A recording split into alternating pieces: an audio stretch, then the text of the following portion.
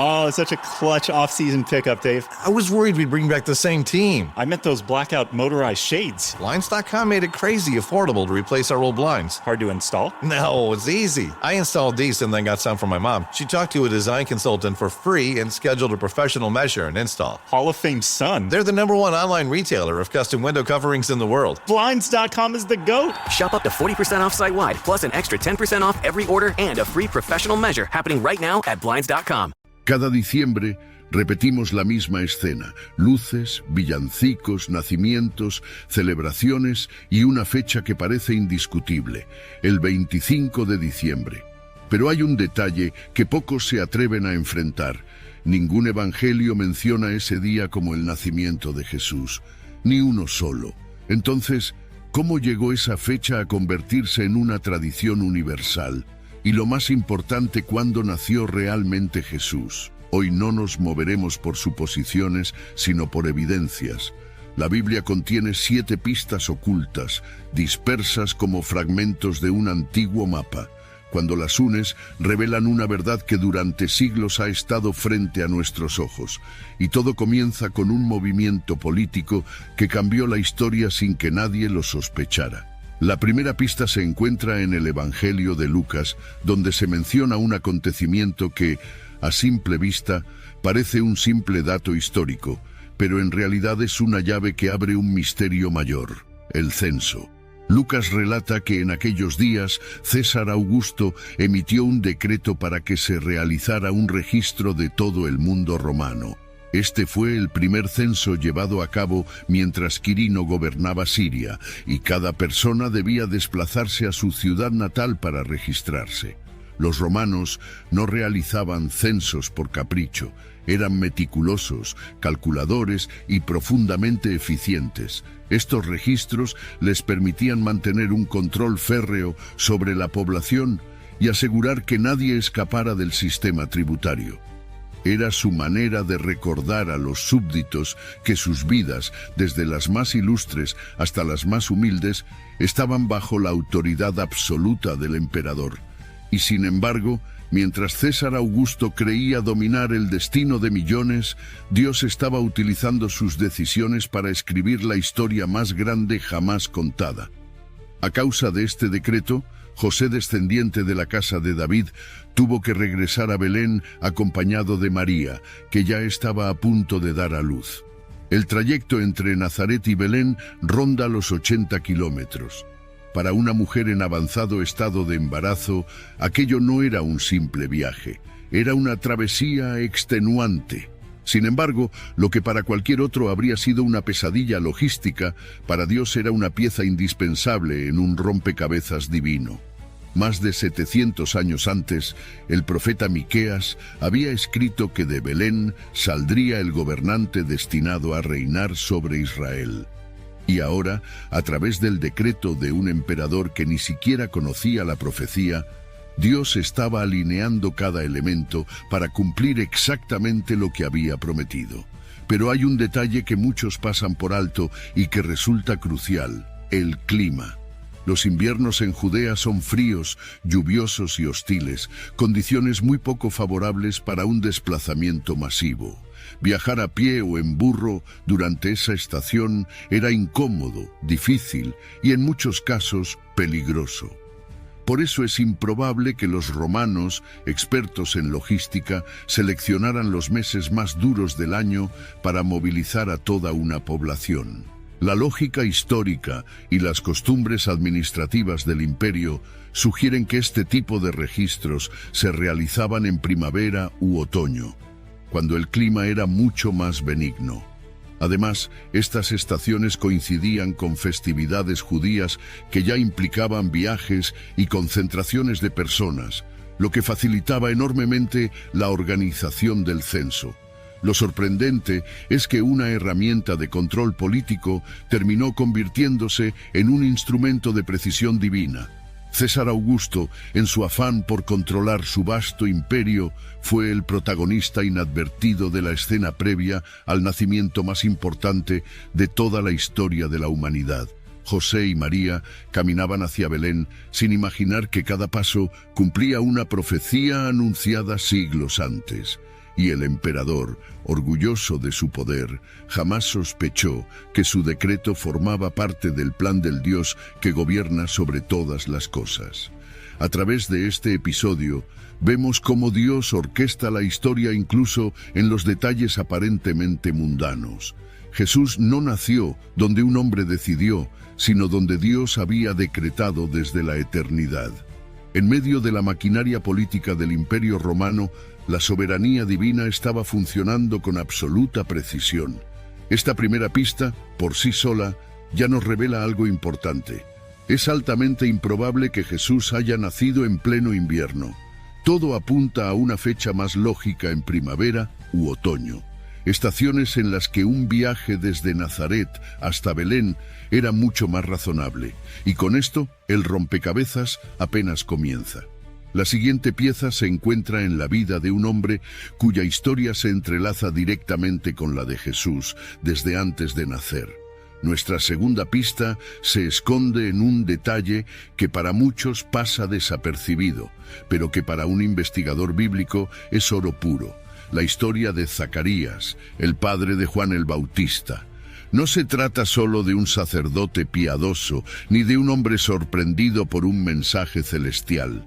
Lo fascinante es que la Biblia nos da datos concretos, calendáricos, casi matemáticos, que permiten reconstruir una línea del tiempo capaz de acercarnos a la verdadera fecha del nacimiento de Jesús. Sabemos por el Evangelio de Lucas que Zacarías pertenecía a la división sacerdotal de Abías. Un día, mientras cumplía su servicio en el templo y ofrecía el incienso sagrado, un ángel se presentó ante él con un anuncio que transformaría la historia de Israel. Su esposa Isabel, estéril y de edad avanzada, concebiría un hijo. Ese niño sería Juan el Bautista, el heraldo del Mesías. Hasta aquí la escena es conocida, pero lo realmente significativo está en cuándo ocurrió todo esto. Los sacerdotes de Israel estaban divididos en 24 grupos, establecidos desde los tiempos del rey David, y cada división servía en el templo una semana 2 veces al año. La división de Abías era la octava, según el registro del primer libro de las Crónicas. Esto significa que el turno de Zacarías caía aproximadamente entre los meses de mayo y junio. Fue durante ese intervalo que el ángel Gabriel lo visitó, y poco después de regresar a casa, Isabel quedó embarazada. Este dato encaja perfectamente con la siguiente pieza que nos proporciona Lucas capítulo 1. 6 meses después de la concepción de Juan, el mismo ángel Gabriel visitó a María para anunciarle que sería la madre del Mesías. Si colocamos las piezas en orden, esto sitúa la concepción de Jesús entre finales de noviembre y comienzos de diciembre. Y sumando los 9 meses habituales de gestación, obtenemos un marco temporal para el nacimiento de Jesús entre los meses de septiembre y octubre. Aquí es donde la historia se vuelve aún más fascinante, porque esa ventana coincide exactamente con la fiesta de los tabernáculos, una de las celebraciones más profundas y simbólicas del calendario judío. Esta fiesta, llamada Sukkot, conmemora el tiempo en que Dios habitó entre su pueblo durante el Éxodo, cuando los israelitas vivían en tiendas o tabernáculos en medio del desierto. Era un periodo de alegría, agradecimiento y reflexión sobre la presencia protectora del Señor. Y no es precisamente eso lo que representa el nacimiento de Jesús, Emmanuel, Dios con nosotros. El primer capítulo del Evangelio de Juan añade un matiz sorprendente que fortalece esta teoría. Cuando Juan escribe, "El Verbo se hizo carne y habitó entre nosotros", utiliza el verbo griego eskenosen, que literalmente significa poner su tienda, acampar, hacer un tabernáculo. En otras palabras, algunos estudiosos explican que podría traducirse como tabernaculizó. Dios hizo su tabernáculo entre nosotros. Es una imagen poderosa, Dios instalando su tienda en medio de la humanidad. Si Jesús nació durante la fiesta de los tabernáculos, cada detalle encaja como si el calendario entero hubiese sido afinado por la mano del Creador. Pero aún hay más. Las festividades judías no eran simples celebraciones históricas, cada una apuntaba proféticamente a un evento mayor. La Pascua anunciaba la muerte del Cordero de Dios. Pentecostés coincidió con la llegada del Espíritu Santo. Por lo tanto, no es descabellado pensar que otro de los momentos más trascendentales, el nacimiento del Mesías, también se alineara con una festividad profética. Algunos estudiosos incluso consideran otra posibilidad dentro del mismo marco estacional, Rosh Hashanah, el Año Nuevo Judío, celebrado también en otoño. Es el día del juicio, del arrepentimiento y del reinicio espiritual. El sonido del shofar, llamando al pueblo a volver a Dios, habría sido un telón de fondo perfecto para el nacimiento del Rey de Reyes, aquel que inauguraría una nueva era y un nuevo pacto entre Dios y la humanidad. Nada en el plan divino ocurre por azar. Todo en las Escrituras está colocado con un propósito preciso, como una sinfonía donde cada nota encaja en el momento exacto. La cronología sacerdotal de Zacarías, la concepción milagrosa de Isabel, la visita del ángel Gabriel a María, la relación entre las festividades y los eventos mesiánicos, cada detalle nos muestra que el nacimiento de Jesús no fue un hecho aislado, sino parte de un diseño perfectamente articulado dentro de la historia y la espiritualidad de Israel. Y sin embargo todavía no hemos terminado. Aún hay más piezas en este rompecabezas. Después del anuncio a María y el nacimiento de Jesús, otra pista clave aparece en una escena tan familiar que casi la pasamos por alto. La cuarta pista son los pastores. En el Evangelio de Lucas encontramos un detalle que todos conocen, pero al que pocos han prestado verdadera atención. En la noche del nacimiento de Jesús, había pastores viviendo en los campos cercanos, cuidando sus rebaños bajo el cielo abierto. De repente, un ángel del Señor se les apareció y la gloria divina iluminó la oscuridad alrededor de ellos. I had that dream again. My small business needs to hire, but I don't use LinkedIn, and I hire wrong. So then I'm doing IT, and when I go to plug the servers in, they become sentient, and they won't let us access our network unless we forward their chain emails and memes to more and more and more people, and then I wake up. Don't let hiring nightmares ruin your dreams. LinkedIn Jobs' new AI assistant finds and invites best-fit candidates to apply, so you can discover talent you may have missed. Post your job for free at linkedin.com/quality. Start hiring today with LinkedIn. El texto dice que se aterrorizaron. Y sin embargo, detrás de esta escena tan conocida se esconde una clave importante sobre la época del año en la que nació el Salvador. Era de noche y los pastores estaban al aire libre, velando por sus ovejas en las colinas de Judea.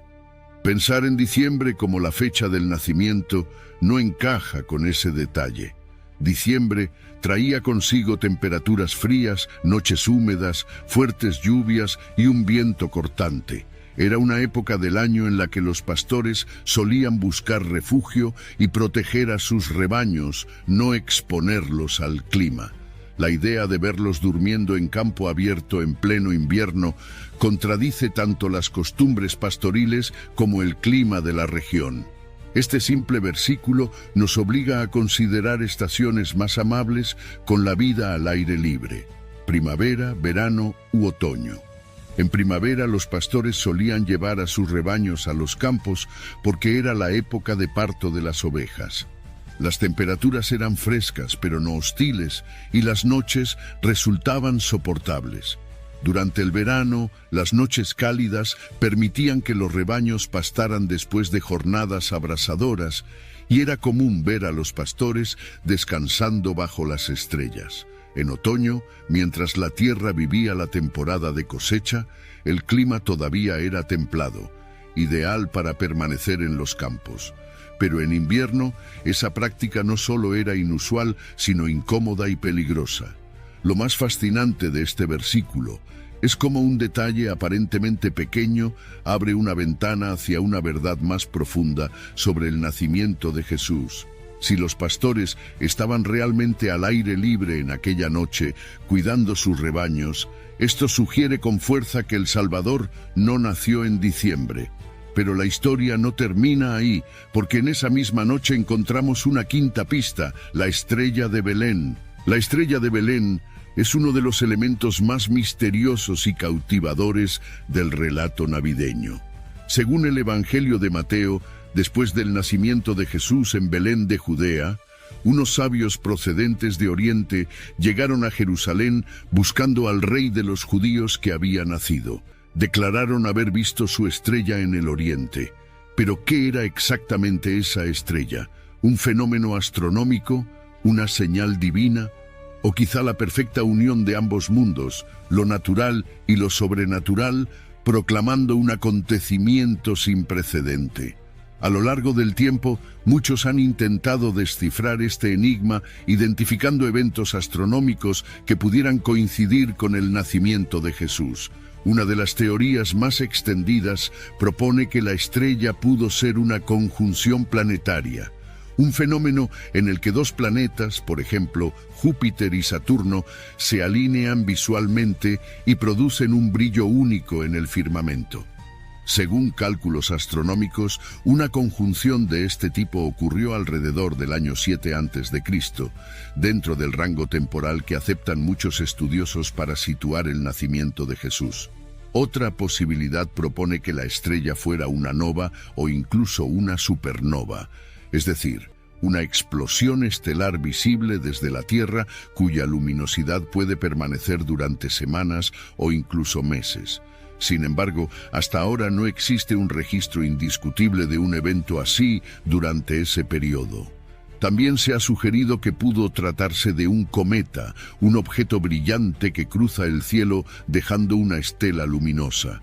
Pero en aquel tiempo, los cometas solían interpretarse como presagios de desgracia, no como señales de esperanza. Esta percepción cultural hace que esa teoría sea menos convincente, pero lo más revelador es el propósito de aquella estrella. No fue un simple fenómeno celeste que los Reyes Magos observaron desde lejos. Según el relato, la estrella los guió hasta el lugar exacto donde se encontraba el niño. No los inspiró, los condujo, se movió con ellos. Este detalle sugiere que lo que brilló en el cielo era algo más que una coincidencia astronómica. Era una intervención divina que acompañó paso a paso a aquellos sabios en su travesía. Y aquí aparece el detalle más sorprendente. La estrella de Belén no era solo una señal en el cielo, era una declaración para el mundo. Un mensaje visible que anunciaba que el Salvador había llegado.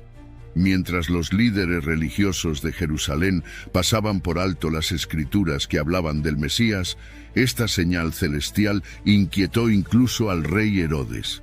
De hecho, cuando los Reyes Magos llegaron a su palacio buscando al niño, sin quererlo, le revelaron que había nacido un nuevo rey.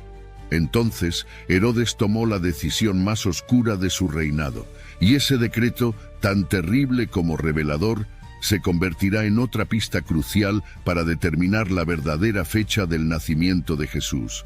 La sexta pista nos conduce a uno de los episodios más oscuros y estremecedores relacionados con el nacimiento de Jesús, la matanza de los inocentes.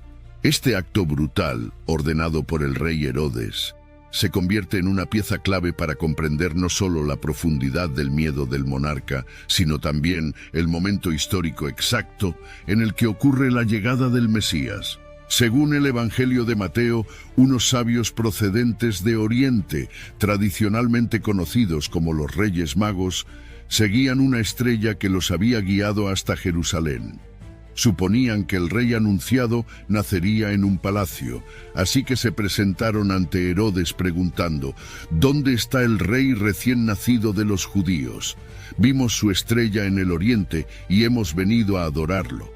Herodes respondió con una mentira cuidadosamente disfrazada: Vayan y busquen al niño con diligencia. Cuando lo encuentren, avísenme para que yo también vaya a adorarlo. Los sabios se marcharon, pero aquella misma noche despertaron sobresaltados. Los tres habían tenido exactamente el mismo sueño, una advertencia divina que les ordenaba no regresar a Herodes. Y aquí Mateo revela el giro dramático. Cuando Herodes comprendió que los sabios no volverían a informarle, su rostro se transformó en furia. Se sintió burlado, humillado y respondió como solía hacerlo ante cualquier amenaza: con sangre.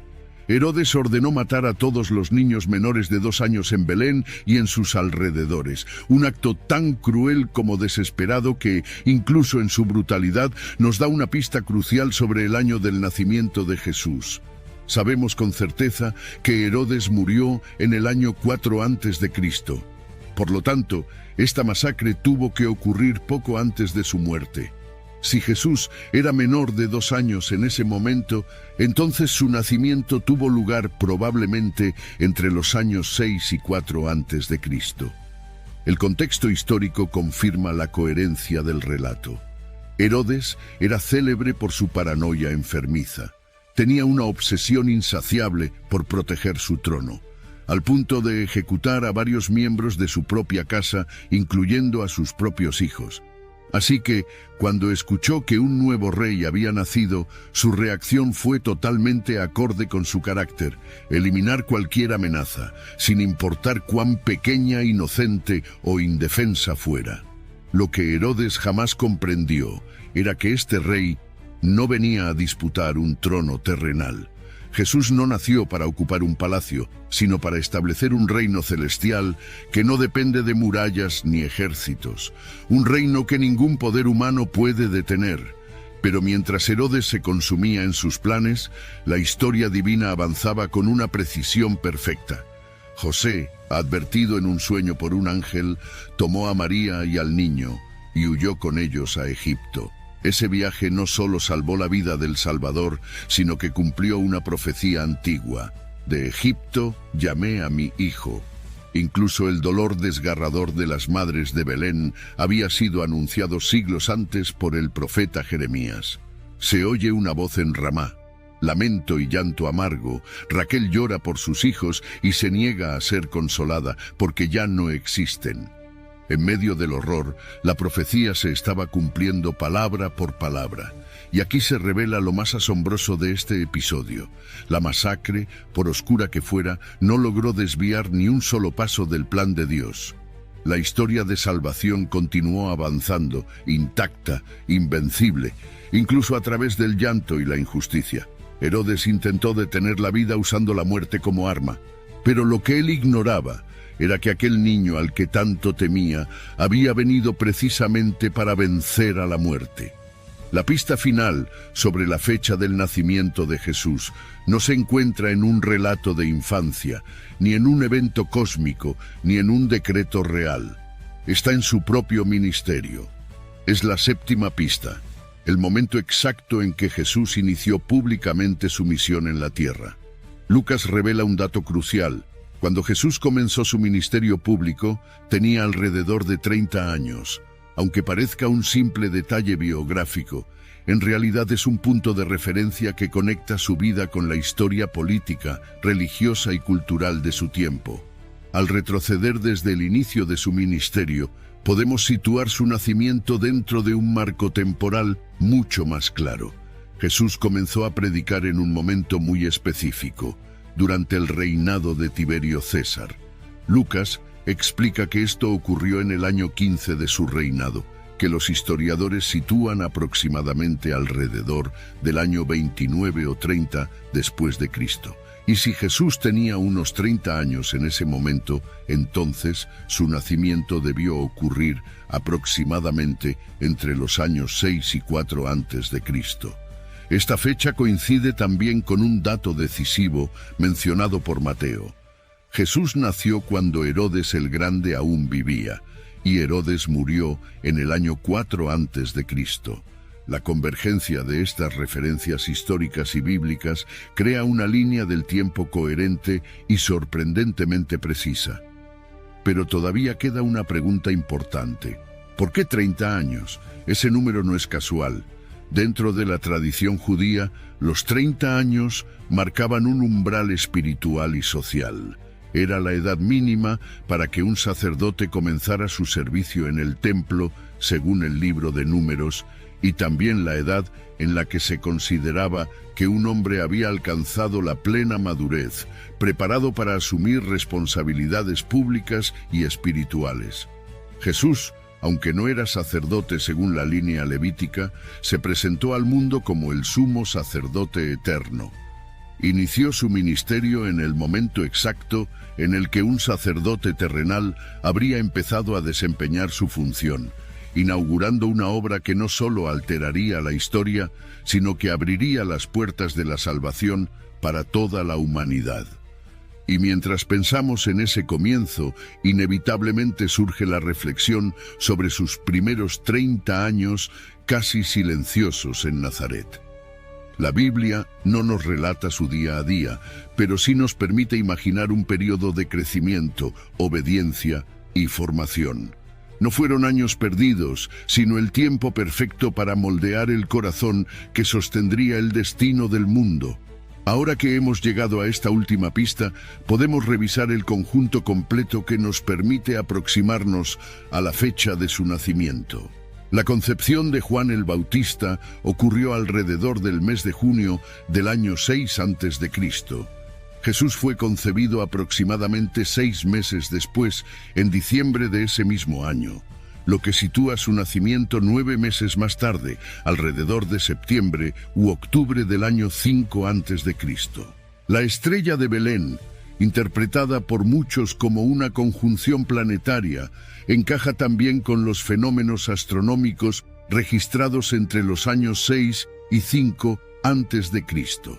La matanza de los inocentes debió ocurrir poco antes de la muerte de Herodes, en el año 4 a.C., lo que confirma que Jesús ya había nacido antes de esa fecha. La edad de Jesús al comienzo de su ministerio, alrededor del año 28 después de Cristo, apoya aún más la idea de un nacimiento entre los años 6 y 4 a.C. El detalle de los pastores cuidando sus rebaños bajo el cielo abierto indica que no era invierno, descartando diciembre como fecha probable. El censo ordenado por César Augusto sugiere una época más favorable para viajar, probablemente otoño. Y como toque final, el Evangelio de Juan utiliza la expresión «habitó entre nosotros», una frase que muchos relacionan con la fiesta de los tabernáculos, celebrada en septiembre u octubre. Con todos estos indicios sobre la mesa, la evidencia converge en una conclusión sólida. Jesús nació en los meses de septiembre u octubre, alrededor del año 5 a.C., una fecha coherente con los registros históricos, los relatos bíblicos y las señales celestiales.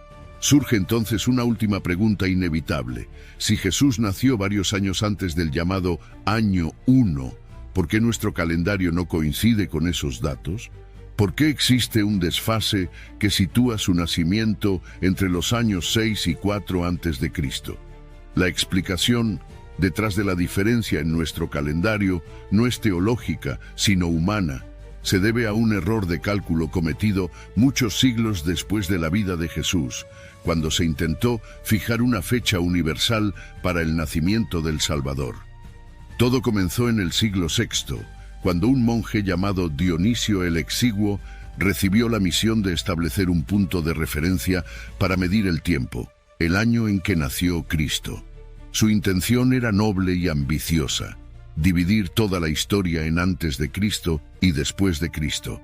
Para lograrlo, trató de determinar el año exacto del nacimiento de Jesús, basándose en los datos históricos y en los relatos de los evangelios. Pero Dionisio no contaba con la información detallada que hoy tenemos, y esas limitaciones lo llevaron a cometer errores decisivos. Uno de esos errores surgió al no considerar que Herodes el Grande, quien, según los evangelios, aún vivía en el momento del nacimiento de Jesús, había muerto en el año 4 a.C. Esto significa que Jesús tuvo que haber nacido antes de esa fecha. Dionisio tampoco tomó en cuenta otro detalle fundamental: su sistema no contemplaba el año cero. En su calendario se pasaba directamente del año 1 antes de Cristo al año 1 después de Cristo. Esta omisión, aparentemente menor, provocó una distorsión significativa en la cronología. Y así, Aunque los cálculos de Dionisio eran incorrectos, su sistema se adoptó rápidamente y terminó convirtiéndose en la base del calendario que todavía rige al mundo. Modificarlo hoy sería inimaginable. Millones de documentos, registros históricos, celebraciones civiles y religiosas dependen de esta estructura temporal. Por eso, aunque sabemos que el año 0 no coincide con la fecha real del nacimiento de Jesús, continuamos utilizándolo, pero de algún modo también hay belleza en esto, porque nos recuerda que incluso cuando fallamos en la precisión matemática, lo que realmente importa es lo que intentamos señalar, el evento más trascendental de la historia humana. Aunque Dionisio se equivocó en sus cifras, su obra reorganizó el tiempo mismo. De hecho, el mundo sigue contando sus años alrededor del nacimiento de aquel que transformó la historia. Entonces surge otra pregunta. ¿Por qué se cree que Jesús nació el día 25 de diciembre? Esta fecha no proviene de las Escrituras, los Evangelios no mencionan un día específico y durante los primeros 3 siglos del cristianismo ni siquiera se celebraba el nacimiento de Jesús. Los primeros creyentes estaban más enfocados en su muerte y resurrección que en su llegada al mundo. ¿Cómo entonces se transformó el 25 de diciembre en la fecha universalmente aceptada? Una de las explicaciones más convincentes conecta esta fecha con antiguas celebraciones paganas del solsticio de invierno, que tenían lugar entre el día 21 y el día 25 de diciembre en el Imperio Romano. Durante esa época se celebraba el Festival de Sol Invictus, la fiesta del Sol Invencible, que simbolizaba el renacimiento de la luz después de los días más oscuros del año. Era una festividad profundamente arraigada en la cultura romana y muy popular entre la población. Con el paso del tiempo, y especialmente cuando el cristianismo se convirtió en la religión predominante del imperio, esta conexión entre la victoria de la luz sobre la oscuridad y el mensaje cristiano de Jesús como la luz del mundo hizo que el 25 de diciembre se adoptara como la fecha del nacimiento de Cristo. La adopción del cristianismo como religión oficial del Imperio Romano bajo el emperador Constantino en el siglo IV marcó un cambio cultural sin precedentes. En ese proceso, los líderes eclesiásticos vieron una oportunidad estratégica: aprovechar las festividades paganas existentes para introducir celebraciones cristianas que el pueblo pudiera aceptar sin resistencia. Fue así como el día 25 de diciembre, una fecha profundamente arraigada en las tradiciones del solsticio de invierno, se transformó en la celebración del nacimiento de Jesús. Convertir una festividad pagana en una fiesta cristiana facilitó la transición religiosa del imperio, permitiendo a los nuevos creyentes conservar ciertos rituales familiares mientras orientaban su fe hacia el Salvador. Otra teoría, igualmente significativa, sugiere que esta fecha fue elegida basándose en la idea de que Jesús fue concebido el día 25 de marzo. Una fecha que los primeros cristianos asociaban con la creación del mundo y también con la muerte de Cristo. Si la concepción ocurrió en marzo, entonces el nacimiento tendría lugar 9 meses después, en diciembre. Este cálculo no proviene de fuentes bíblicas ni históricas, sino de un profundo deseo de vincular los momentos más sagrados de la vida de Jesús con un ciclo espiritual anual. La verdad es sencilla. El día 25 de diciembre no tiene respaldo bíblico ni histórico como la fecha exacta del nacimiento de Jesús. Pero ese detalle nunca fue lo esencial. La fe cristiana jamás dependió de un calendario. Incluso los apóstoles que convivieron con Jesús nunca celebraron su nacimiento, y eso ya nos revela una verdad profunda. No importa si nació en diciembre, en septiembre o en cualquier otro mes. Lo importante es que muchos cristianos han olvidado que se celebra realmente en Navidad. La Navidad no trata simplemente del nacimiento en Belén. La Navidad trata de la encarnación.